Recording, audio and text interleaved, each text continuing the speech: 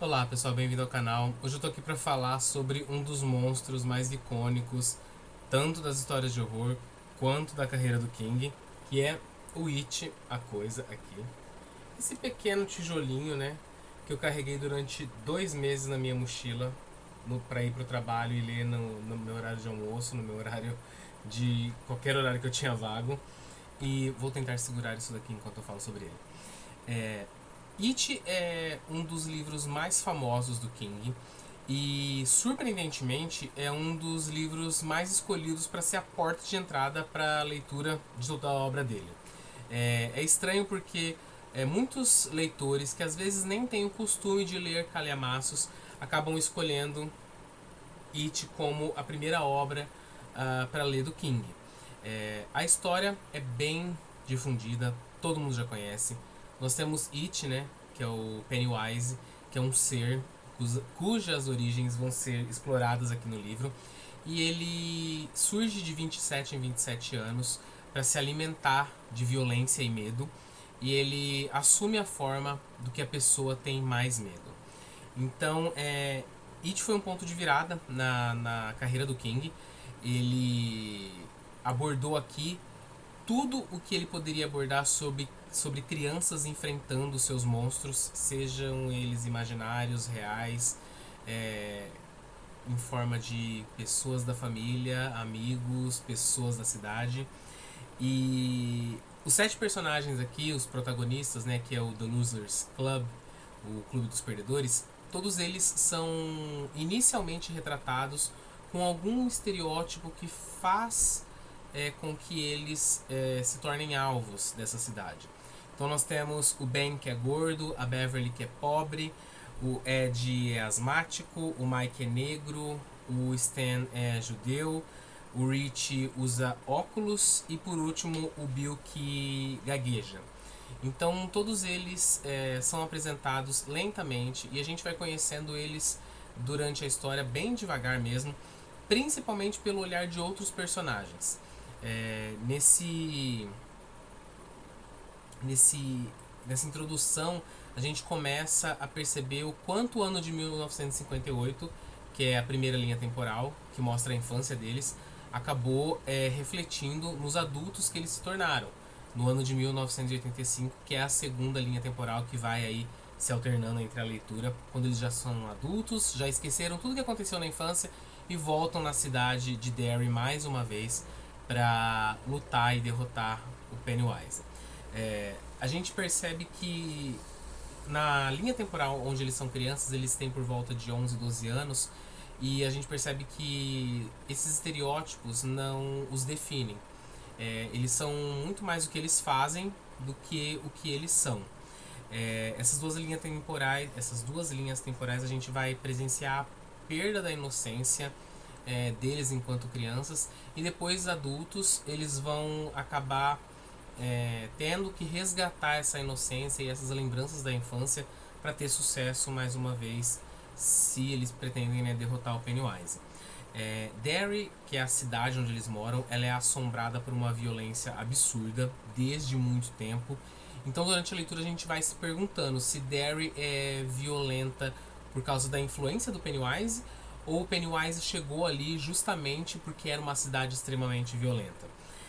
A gente vai presenciar também as crianças aqui sendo constantemente abusadas de todas as formas. Então tem abuso físico, psicológico, até é, abuso sexual a gente consegue ver nas entrelinhas da narrativa, e por todo mundo, pelos pais, pelos colegas de escola, pelos colegas da cidade, pelas pessoas da cidade, pelas situações. E isso faz com que a gente relembre o quanto é cruel ser criança numa sociedade que as ignora e que as abusa constantemente, que as abusam constantemente. It ele se manifesta, né, como eu disse, e a cidade ela ignora toda essa violência que está acontecendo. E isso, o livro foi lançado em 86, se eu não me engano. E era um tema já explorado pelo King, né? O quanto uma sociedade consegue ignorar a violência que está acontecendo. E isso se perpetua até hoje.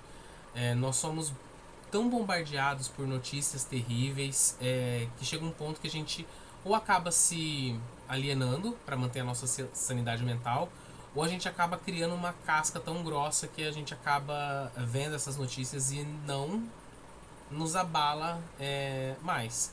Cansei de segurar isso aqui. Ai, vou colocar ele atrás. E é bem preocupante, né, a gente perceber que uma cidade fictícia, Derry, preenchida, corrompida pela violência, se assemelha tanto à nossa sociedade hoje em dia. O livro ele começa com um assassinato homofóbico, então a gente vai perceber que Derry é homofóbica, racista, machista, na pior manifestação possível.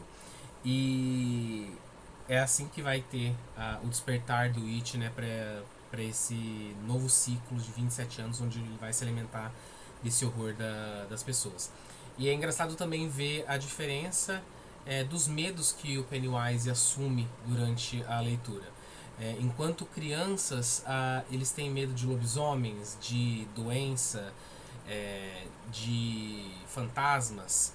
Já na idade adulta, esses medos vão se manifestar sob a forma de homofobia, racismo, machismo, violência, abuso, falta de saúde mental. É muito interessante ver essa contraposição dessas duas realidades. O ritmo do livro, pelo menos eu achei quando eu li, é extremamente envolvente e rápido, apesar de ser um calhamaço, apesar de ser um tijolão. Eu lembro que eu carreguei esse livro para tudo quanto é lugar. Onde eu ia, eu tava com ele na mochila. Pode ter danificado uma vértebra minha? Possivelmente. Mas eu carregava ele para todo lado porque eu não conseguia me desprender desses personagens.